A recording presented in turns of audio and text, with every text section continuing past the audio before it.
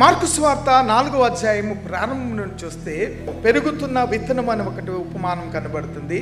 రెండవది ఆవగింజ ఉపమానం అనేది మనకు కనబడుతుంది. ఈ రెండు కూడా విత్తనాలే. ప్రియమైనటువంటి దేవులారా, యేసు ప్రభు ఎందుకు ఈ ఉపమానం చెప్పాడంటే, మనకు విజయాలు అనేవి కనిపించినప్పుడు మనలో నిరుత్సాహం కనబడుతుంది. ఆ నిరుత్సాహం మీలో ఉండకూడదని చెప్పడానికి ఉపమానం మనకు ఒక దోహదంగా కనబడుతుంది. దేవుని రాజ్యము మన అంచనాల ప్రకారం కాకోకుండా దేవుని యొక్క కనుసన్నల్లో జరిగేటువంటిది దేవుని రాజ్యం యొక్క అభివృద్ధి అని చెప్పబడటానికి ఈ ఉపమానం మనకు తెలియపరచబడినది.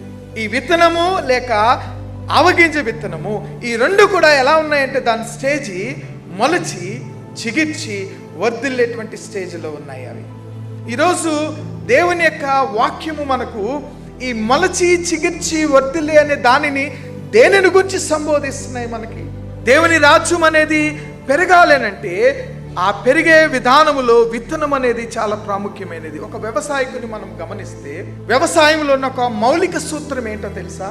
మనకి భూమి ఉంటే ప్రయోజనం లేదు, భూమికి తడపటానికి సమృద్ధిగా నీరుంటే ప్రయోజనం లేదు. ఆ భూమి తడపబడి దున్నబడిన తర్వాత అందులో ఏం వేయాలి? విత్తనాలు వేయాలి. అంటే విత్తనము లేకపోకుండా నీ దగ్గర ఎంత భూమి ఉన్నా, నీ దగ్గర ఎంత నీరున్నా అది ఉపయోగకరమైనది కాదు. యేసుక్రీస్తు ప్రభువారు ఈ ఉపమానం ద్వారా క్రైస్తవ సంఘానికి జ్ఞాపకం చేసేదంటే, నీ ఉండవచ్చు, నీ సంఘం ఉండవచ్చు, కానీ విత్తనం అనే వాక్యం లేకపోతే నీవు కానీ సంఘము కానీ మన జీవితాలు కానీ అప్రయోజనం అని ప్రభు జ్ఞాపకం చేశారు. ఈ ఉపమానములో నుండి ఆయన ఎన్నుకున్నటువంటి విధానం ఏంటంటే, విత్తనం అనేది చాలా ప్రాముఖ్యమైనది.